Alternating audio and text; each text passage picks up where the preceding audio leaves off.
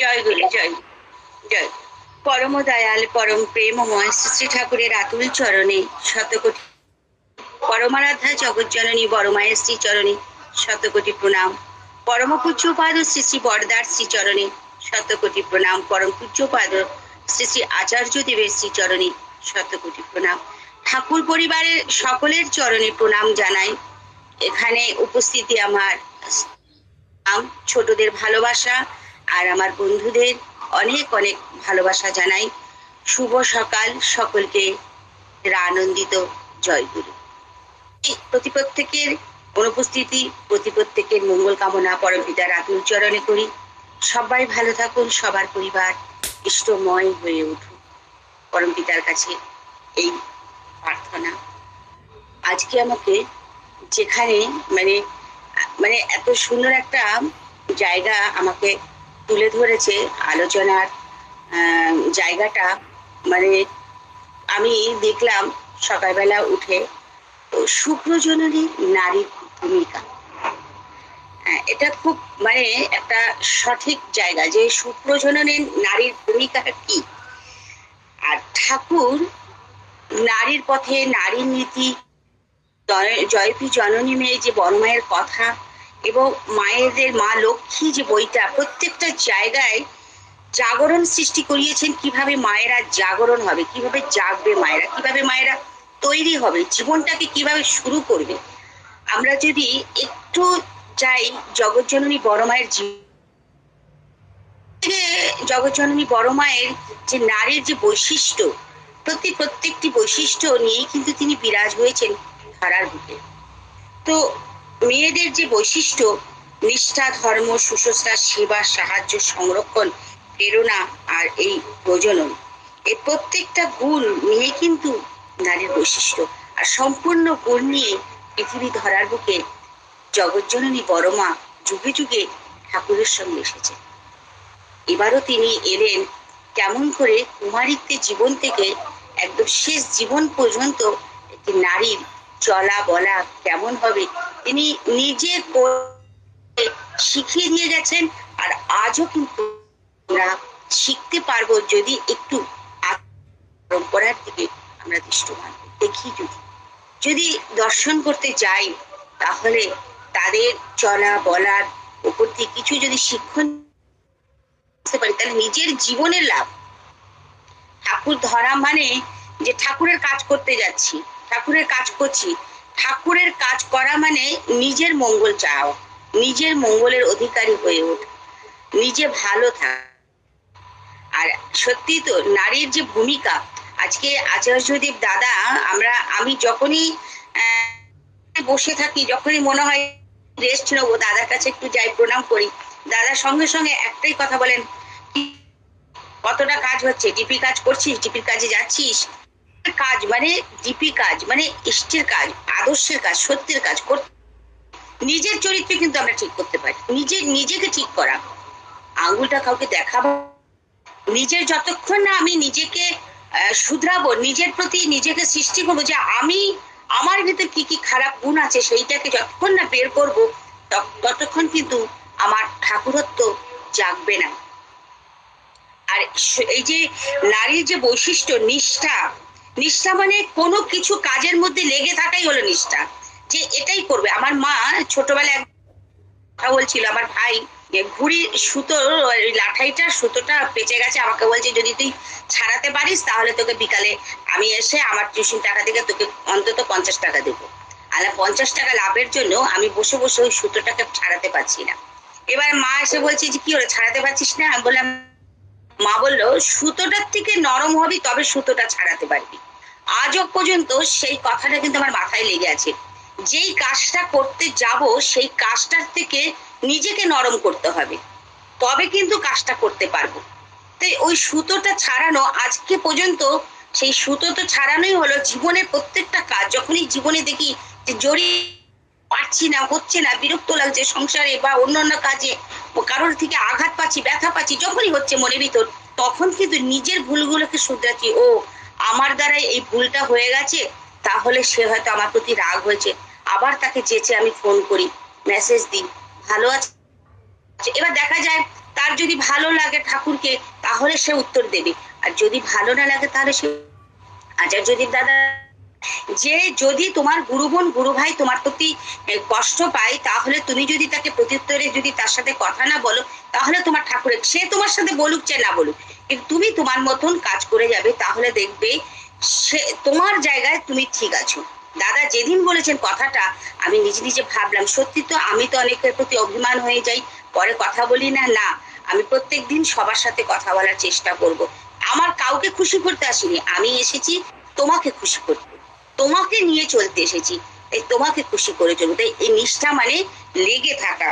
আর ধর্ম তো আমাদের আছে, ধর্ম মানে যে আমার যে আমি যে নারী, আমি যে প্রকৃত নারী হয়ে পৃথিবীতে এসেছি, আমার নারীত্ব যে ধর্ম, যে তোমার সেবা চলা বলা এমন হবে পৃথিবীতে তোমাকে সবাই মা বলে ডাকতে বাধ্য হবে, এবং স্নেহময়ী করুণাময়ী তোমার কাছে এসে সে স্নেহ পাবে, আশা পাবে, ভালোবাসা পাবে, আস্থা পাবে, তোমাকে কিছু তার মনে আনন্দ পাবে, সে বলার পর তুমি তাকে সান্ত্বনা দিতে প্রেম দিতে পারবে, তবে সে ধর্মটা সঠিক হয়ে আসবে। তার সঙ্গে জড়িয়ে আছে শুশ্রূষা আর সেবা। শুশ্রূষা আর সেবা, যতটা আমরা নারী মানুষকে মানসিক দিক দিয়ে সুস্থ করতে পারবো, মানসিক দিক দিয়ে তাকে শান্তি দিতে পারবো, তার বুকের যন্ত্রণাটাকে দূরে নিতে পারবো। আমরা দেখেছি যে যখন ঠাকুরের মা চলে যান, তখন মাতা মনমোহিনী দেবী সম্পূর্ণ সেই মাতৃত্ব নিয়ে ঠাকুরকে ভালোবাসা দিয়ে কাছে টেনে নেন। একই কিন্তু যখন শ্রী শ্রী দাদা, মানে আমরা দুর্গাপুরে আমি বাস্তব দেখেছি, যখন দাদার সব কাজ সম্পূর্ণ হলো, তখন পূজনীয়া মায়ের কিন্তু চোখে এক ফোঁটা জল নেই। তিনি বললেন আচার্যদেবকে, বাবাই সব ভাই বোনকে গাড়িতে তোলো, তোমার বাবাকে এখানে রেখে গেলাম, তোমরা দেখো, যত্ন করো এসে, বলে সব ভাই বোনকে গাড়িতে তোলো। কি সুন্দর তিনি বললেন। এবং ঠাকুর পরিবার সবাই যখন গাড়িতে উঠলেন, পিতার ভালোবাসা শ্রদ্ধার প্রতি রেখে, মায়ের প্রতি প্রেম ভালোবাসা রেখে আচার্যদেব সব ভাই বোনকে গাড়িতে তুলে নিজের লাস্টে গাড়িতে উঠে সব গুরু ভাই বোনের দিকে হাত জোর করে জয় গুরু জানিয়ে তিনি নীরবে চলে গেলেন। আমাদের সবার সেই দিনটা চোখের জল, কিন্তু তিনি কিন্তু আমাদের ভালোবাসা প্রেরণা, মানে পূজনীয়া মা শুশ্রূষা সেবা ভালোবাসা দিয়ে আমাদের এগিয়ে দিয়ে গেলেন। আর সবকিছু গুণ যখন আমার ভিতর সম্পূর্ণ হবে, তখন কিন্তু ওই সংরক্ষণ আর প্রেরণার, যখন সংরক্ষণ আর প্রেরণা এর মধ্যে সাহায্যও কিন্তু লুকিয়ে আছে। আমার তো সময়টা কম, তাই আমি বেশি এগোচ্ছি না। কোনোদিন যদি সময় হয় বলো। সংরক্ষণ মানে সবকিছুকে যোগাযোগ করে সবকিছুকে গুছিয়ে নিয়ে চলা। ধরুন আমি এই সংসারে আমাকে কেউ গালমল করলো, কেউ খারাপ কথা বললো, কেউ ভালো কথা বললো, কেউ আমাকে ভালোবাসলো, কেউ ভালোবাসলো না, সবকিছুকে গুটিয়ে নিয়ে আমার কর্তব্যের প্রতি আমি এগিয়ে যাওয়া। আর সাহায্য, সাহায্য আমরা করব, এমনই সাহায্য করব আমরা নারী, আমার নারীত্বকে দূরে সরিয়ে দিয়ে কিন্তু সাহায্য করব না, সাহায্য তাকে এমনই করব সেই জন্য আমাকে মা বলে, দিদি বলে আমাকে কিন্তু কাছে টেনে নিতে পারে। সেই রকম রক্ষা করে, নিজের নারীত্বকে রক্ষা করে তাকে সাহায্য করা। এই যে চরিত্রগুলো যদি নিজের ভিতর রাখতে পারি, তারপরে আসবে আমার প্রজনন। এই যে নারীর যে ভূমিকা, যে আমি যে নারী, আমার স্খলিত চরিত্র আজকে সমাজে কেন এইরকম জায়গাটা এসে পৌঁছাচ্ছে, কি কারণে আজকে সন্তান কথা শুনছে না, বা দেখা যাচ্ছে মা বাবার থেকে সন্তান একটু অন্যরকমের হচ্ছে, তৈরি করতে পারা যাচ্ছে না। আমার প্রতিবেশী দিদি, তিনি দীক্ষিত, তো তার সন্তান আদি হয় না, তো তিনি একটি বাচ্চা নিয়েছেন। তো তার যখন আমার আকাশ আর তার মেয়ে দুটোই একসাথে ছোটবেলায় খেলাধুলা করছে, তখন আমার আকাশের ভাবগতি একটু আলাদা, ভাবগতি আলাদা। তখন দিদি বলছে, প্রতিভা, যে তোমার তো তোমার তোমার নিজস্ব গর্ভস্থ সন্তান, তাই তোমার তোমাদের কিছু প্রতিফলিত হবে ঠাকুরত্ব, আমার সন্তানকে আমি কিভাবে তৈরি করবো, এ তো আমার নয়, এটা অন্য। হ্যাঁ, আমি বললাম যে দেখো, যতটা পারা যায় তাকে ঠাকুরের দিকে টেনে রাখো, দেখবে অন্তত কিছুটা হলেও তার ভিতরে তোমাদের ভালোবাসা কিছুটা হলে প্রতিষ্ঠিত হবে। তো সেই সন্তান কিন্তু কিছুটা হলেও ঠাকুরের হয়ে উঠেছে, ঠাকুরের হয়ে উঠেছে। কিন্তু যদি এই যে নারী চরিত্র বহু জায়গা ধরে রাখা আছে, আমরা মেয়েরা আজকে স্কুল যাচ্ছে, কলেজ যাচ্ছে, মেয়ে স্কুলে যাওয়া, কারণ যতই হোক একটা পুরুষের সাথে যখন একটা মেয়ে মিশবে, দুটো কথা বলবে, তার কিন্তু তার ভেতরে অনেক সময় একটা অন্যরকম কাম ভাব দেখা দেবে। কোনো মেয়ের ভিতরে যদি জীবনে কুমারীতে কোনো পুরুষের প্রতি যদি এক চিমটে কামভাব দেখা দেয়, সেইটা কিন্তু ভবিষ্যতে যদি সে কারোর স্ত্রী হয়, তখন সেই যাকে সে কামভাব করেছিল সেই রকম ভাবে সন্তান কিন্তু পৃথিবীতে আসে। অনেক সময় মা বাবা খুব ফর্সা, দেখা যায় সন্তান কালো, বা মা বাবা কালো সন্তান ফর্সা। এই যে বা সন্তানের চরিত্র অন্য ধরনের দেখা যাচ্ছে, আবার দেখা যাচ্ছে পরিবারের কারোর ভিতর তার ভিতর হচ্ছে। এটার মধ্যে কেন? মা হয়তো কল্পনা করছে যে আমার সন্তানটা যেন তার মতন হয়, সেই চরিত্র পায়, সেই রকম ভাবে যেন তৈরি হয়। সেই যে মায়ের যে কল্পনা, সেই কল্পনার মধ্যে দিয়ে কিন্তু পৃথিবীতে সন্তান ভূমিষ্ঠ হয়। আরেকটা কথা, যে মেয়ে বরে বরণ করে সেই বিয়েতে সমাজ করে, ঠাকুর বলেছেন এই কথা। কারণ মেয়ে বরণ করা খুব প্রয়োজন। অনেক সময় দেখা যায় যে আমরা বাবা মা, মেয়ে কাউকে ভালোবেসেছে, প্রেম করেছে, হয়তো আমাদের কাস্টে নয়, আমাদের জাতে নয়, হ্যাঁ, সেখানটা সমস্যা হয়ে যায়। এটা হচ্ছে, হয়, এটা আমার হতে পারে, এগুলো কোনো কথা নয়। তার জন্য দরকার তাকে আগে ঘষা মাজা করতে। যদি কোনো সময় কোনো মেয়ের কোনো জায়গায় এরকম থাকে, তাকে টেনে এনে আগে তাকে ঠাকুরত্ব জাগাতে হবে, প্রতি প্রেম জাগাতে হবে, সত্যের প্রতি, আদর্শের প্রতি। ঠাকুর মানে যেখানে সত্য, যেখানে আদর্শ, যেখানে সদ্গুরু শরণাপন্ন হওয়া, তার প্রতি আকর্ষণ, তার প্রতি প্রেম, তার প্রতি প্রেম জাগাতে জাগাতে জাগাতে জাগাতে যখন তার অন্তরে ঠাকুরত্ব জাগবে, তখন সে কোনো পুরুষকে বিবাহ করলে তখন সেখানে কিছুটা রূপ আটকানো যাবে। নারীর ভূমিকা, এই যে জায়গা দরকার, আজকে আচার্যদেব দাদা কেন আমাদের এই জায়গাটায় ধরে রেখেছে, যে সুপ্রজননের যে নারী ঠাকুর, আজকে আচার্যদেব দাদা আমাদের মায়েদেরকে কেন দিয়েছে। আমাদের সোদপুরে হয়েছিল, আমাদের পূজনীয় অবিন দাদা মায়েদেরকে দায়িত্ব দিয়েছিলেন যে মায়েরা করবে। আজকে ডিপি ওয়ার্কের কাজ বলুন, এর আগে যখন মাতৃ সম্মেলন চালু হচ্ছে, তার আগে যুব হতো।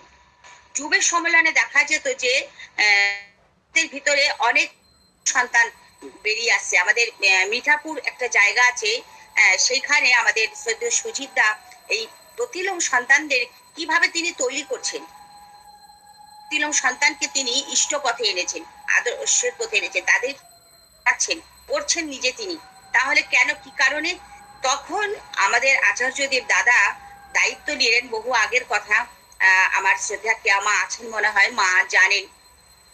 তখন দাদা বললেন যে বাড়িতে বাড়িতে মায়েরা গিয়ে মাতৃ সম্মেলন করুন, প্রত্যেক বাড়িতে মায়েদেরকে ডেকে নিয়ে এসে, ঠিক যেমন এখন চলছে ঠিক তেমনি আপনারা মায়েদেরকে গিয়ে বোঝান, দুপুরবেলা চলে যান, ঠাকুরের কথা বলুন, বিবাহের কথা বলুন, তাদের সাথে প্রেম করে, তাদের ভালোবাসা দিয়ে তাদেরকে শেখান যে বাড়ির মেয়েটাকে কেমন করে তৈরি করতে হয়।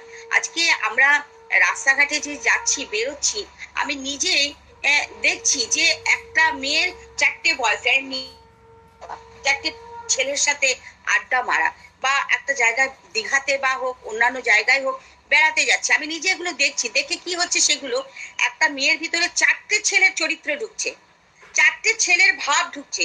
সেই 4টে ছেলের ভাবকে নিয়ে যখন ওই মেয়েটি শ্বশুর বাড়িতে যাচ্ছে, তখন তার জীবনটা কিন্তু ওইখানে বিচ্ছিরি হয়ে যাচ্ছে।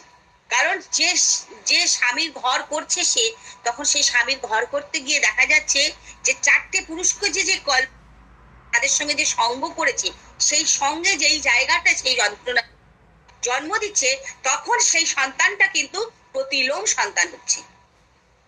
আজকে দেখা যাচ্ছে, আমি কোনো জাত কুল ধরে বলছি না, যে দেখা যাচ্ছে যেখানে মাওবাদী হচ্ছে, তৈরি হচ্ছে, সেখানটা দেখা যাচ্ছে বিবাহটাই ভুল আছে।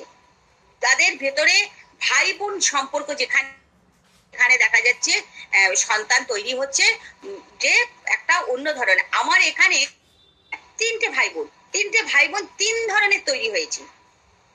3 রাত্রি আমার কাছে এসে কান্নাকাটি করছে, মানে বড় ছেলে এই বাড়ির বউ সেই বাড়ির ওদের সাথে প্রেম করছে। একদিন মা এসে আমার কাছে খুব কান্নাকাটি করছে। আমি তখন জিজ্ঞাসা করলাম, আচ্ছা দিদি, তোমার স্বামীর সাথে তোমার যে বিয়ে হয়েছে, তোমার কাজটা ঠিক আছে, বা তোমার কি করে বিয়েটা হয়েছে আমায় বলো। তখন বলছে যে প্রতিভা, আমার নিজের মামাতো ভাইকে বিয়ে করেছি, আমি নিজে এগুলো যাজন করতে গিয়ে প্রচুর পেয়েছি, প্রচুর ঝুড়ি ঝুড়ি এরকম কাহিনী আমার কাছে আছে।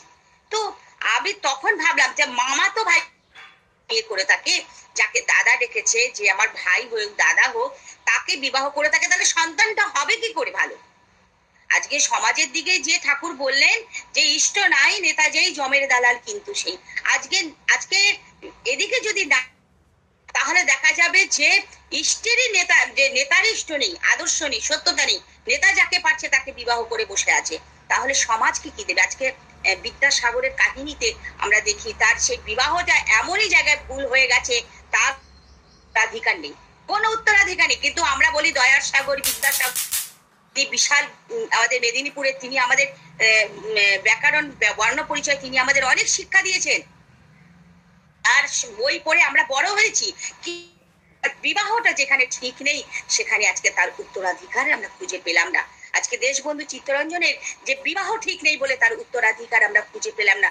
আমরা ঠাকুর যেখানে বলেছেন যে মানুক আর নাই মানুক, ঠাকুরের কথা বাস্তব সত্য, বিজ্ঞান এখানে মানতে বাধ্য, কারণ যেখানে বিবাহ সঠিক নেই সেখানে কিছুতেই আসবে না। আর যেখানে নারীর চরিত্র স্খলিত, একটা আমার দিদিমা কথা বলতেন যে নারীর চরিত্র কচু পাতায় জল যেমন টলমল করে, নারীর চরিত্র ঠিক তেমনি। কিন্তু শ্রী শ্রী ঠাকুরকে ধরে ঠাকুর কি সুন্দর একটা কথা বললেন, যে মাথায় কাপড় দিয়ে পুরুষের মুখ দেখবো না, পুরুষের সাথে কথা বলি না বাবা, আমি ছেলেদের সঙ্গে কথা বলতে ভালোবাসি না, ঠাকুর বলেন ওটাকে লজ্জা বলে না। লজ্জা তাকে বলে কোন পুরুষ তোমাকে মা বলতে ডাকতে বাধ্য হয়। আমাদের নারীদের একটা বিশাল খারাপ চরিত্র, যেটা বয়স নিয়ে, একটু যদি বয়সের ব্যাপারে কেউ যদি মা কাকিমার ব্যাপারটা আসে, মা বলে ডাকা আসে, না না আমি তোমার থেকে ছোট, আমাকে দিদি বলো না, আমাকে মা বলো না, এই যে জায়গাটা, এই জায়গাটা কিন্তু দরকার। আমি কিন্তু আমার স্বামীর থেকে বড় যারা বয়সে, তাদেরকেও কিন্তু আমি নাম ধরে ডাকি। কিছুদিন আগে আমি একটা জায়গায় গেছি, আমার থেকে আমার বয়সী বা আমার থেকে বড় কিন্তু সেই ছেলেগুলো, কিন্তু আমি তাদেরকে নাম ধরে ডেকেছি, তাদের সঙ্গে তুমি করে তুই করে কথা বলেছি, লাস্টে তুই করে কথা বলেছি। কারণ আমরা নারীরা কিন্তু পুরুষের চোখের দিকে তাকালে আমরা বুঝতে পারি কোন পুরুষ কোন লোভে আমার দিকে তাকিয়ে আছে, আমরা এটা বুঝতে পারি। আমরা নারীরা কিন্তু যতই বলি, এটা কিন্তু আমরা নারীরা বুঝতে পারি। সঙ্গে সঙ্গে নিজের চরিত্রকে সেইখানে পরিচালনা করে নেব, কারণ আমার ঠাকুর বলেছেন যে তুমি, তোমাকে মা বলতে ডাকতে বাধ্য হও, তোমাকে দিদি বলতে ডাকতে বাধ্য হও, তাতে কি আছে আমার বয়স বাড়ুক আর কমুক, আমার বয়স নিয়ে আমার এখানে জানার দরকার নেই। আমি মা হয়েছি মানে, আমি আমার আকাশ পূজার মা মানে, আমি পৃথিবীর সবার মা, সবাই আমাকে মা বলে ডাকুক, তবে কিন্তু আমি কিন্তু আমার ঠাকুরকে খুশি করতে পারবো। আমার জীবনে যা কিছু হোক, সবকিছুর মধ্যে দিয়ে আমি চলা ফেরা বলা হাসি কথা যা কিছু হোক, সব কিছুর মধ্যে দিয়ে আমার ঠাকুর খুশি হচ্ছে তো, আমার ঠাকুর আনন্দ পাচ্ছে তো, আমার আচার্যদেব খুশি হচ্ছেন তো, আমার আচার্যদেব আনন্দ পাচ্ছে তো, তাকে আমি খুশি করতে পারছি তো, তাহলে কিন্তু আমার নারী তো ঠিক থাকবে। তাই ওই একটা কথা আছে না, না জাগিলে গো তুলনা, ভারতী ঝিয়ার জাগিবে না গোমা, ডুবে যাবে ভারতের জাতি কুল, রসাতলে যাবে গোমা তোমাদেরই সন্তান। আমি ভাবছি যে আমি মা হব না, আমি নিজেকে অনেক রকম ভাবে আধুনিক বানিয়ে রেখে দেব, কিন্তু আমার বাড়ির যে সন্তান, সে সন্তান যে নষ্ট হবে না, তার কারণ কোথায়? আজকে একজন বলছিলেন আজকে মায়ের আঁচল খুঁজে পাওয়া যায় না, ছেলে মুখ মুছবে। সত্যি তো স্বাভাবিক ব্যাপার, আমরা এমন মা হয়ে গেছি যে সন্তানকে আঁচল দিয়ে মোছার মতন আমাদের আঁচলটা, আজকে আঁচলটা থাকে না, তাই আজকে আমাদের সন্তানগুলো ওই রকম ভাবে হারিয়ে যাচ্ছে, তারাও সমাজে ওই রকম ভাবে তৈরি হয়ে যাচ্ছে, কারণ আমি মা, আমি তৈরি করতে পারছি না, আমার ভেতরে সে মাতৃত্ব আনতে পারছি না, আমার ভেতরে সে মা ভাব আনতে পারছি না। মা ভাব না আনবো ততক্ষণ আমি কারোর মা হতে পারবো না। আমি একজনের মা নয়, আমি জগতের মা। তাই আসুন আমার আচার্যদেব, আমার ঠাকুর, আমার পূজনীয়া বড় বৌরানী মায়ের দিকে তাকান তো একবার। একদিনের ছোট্ট কথা বলি, বৌরানী মা ঢুকলেন, রজনীগন্ধার কৌটো ছোট ছোট ছেলেরা হাতে নিয়ে বসে আছেন। হ্যাঁ, তাদেরকে আদর করতে করতে বলছেন, এই ওটা দে, আমার হাতে দে বলে তাদের হাত থেকে কেড়ে নিলেন। কেড়ে নিয়ে তাদেরকে কি সুন্দর গালে আদর করে চুমু খেয়ে ভালোবাসা দিয়ে মাথার চুলগুলোকে হাত দিয়ে নরম নরম হাত দিয়ে তাদের মাথাটাকে বুলিয়ে দিয়ে 5খানা ছেলে এত সুন্দর, মানে বৌরানী মায়ের ভালোবাসা পেয়ে তারা যেন মনে হচ্ছিল দূর থেকে যেন মায়ের বুকে 5টা সন্তান আদর খাচ্ছে। দূর থেকে আমরা দেখছি সেই ভালোবাসা প্রেরণা দিয়ে সেই যুব ছেলের কাছ থেকে তিনি রজনীগন্ধার কৌটোটা নিয়ে হাসতে হাসতে বেরিয়ে গেলেন। তারা দূর থেকে মাকে প্রণাম করলেন। এই বৌরানী মা। তাহলে আমরা ঠাকুর পরিবার দর্শন করতে যাচ্ছি, সেখানে আমরা কি শিখছি? তার কাছ থেকে কিছু না শিখে আসতে পারি। আমি নিজে বলছি, আমি যে বললাম আমার ভিতর কোনো গুণ নেই, কোনো গুণ নেই, আমিও চেষ্টা করছি হবার। যে মায়ের কথা রামকৃষ্ণ ঠাকুর বলে গেছেন, যে মায়ের কথা ঠাকুর বলে গেছেন, যে মায়ের কথা আচার্যদেব আজকে বলছেন, ভালো খেলোয়াড় করছি কিন্তু মাঠ পাচ্ছি না যে আমি খেলোয়াড় গুলোকে ছাড়বো। তাই আমাদের বাড়ির মেয়েগুলোকে খেলোয়াড় বানাতে হবে। আজকে সত্যি মেয়ের খুব অভাব। এত ছেলেরা দাঁড়িয়ে আছে, বিবাহর যোগ্য কন্যা খুঁজে পাচ্ছে না। তাই জন্য সস্তনী কালো হোক, ফর্সা হোক, মোটা হোক, যেমনই হোক, কিন্তু চরিত্রগুলো যেন সুন্দর, ঠাকুর এগুলোকে তৈরি করতে পারি, যাতে সেই আচার্যদেব সেই খেলোয়াড় গুলোকে দিতে পারে এই মাঠগুলোর কাছে। তাহলে এই মাঠে সুন্দর চাষবাস হবে, সুন্দর ফুল ফল তৈরি হবে, সমাজ সুন্দর হবে। আর আজকে যেই শিক্ষকের ইষ্টে নাই টান, আজকে এমন জায়গায় এসে গেছে, শিক্ষক আজকে না মেয়েকে ধরে ধর্ষণ করছে, শিক্ষক আজ শেষ করে দিচ্ছে, শিক্ষিকা আজকে ছাত্রের সাথে প্রেম করে বিয়ে করছে। কেমন জায়গায় আমরা পৌঁছে গেছি? সমাজকে সুন্দর তৈরি করতে হবে। তাই তো আমাদের ডিপি ওয়ার্কের কাজ। তাই জাগরণ মা, জাগো লক্ষ্মী মায়ের দল, তোমরা না জাগিলে মাগো দেশের অমঙ্গল আমার। তো আমি প্রত্যেকের মঙ্গল কামনা করি পরম পিতা রাতুল চরণে।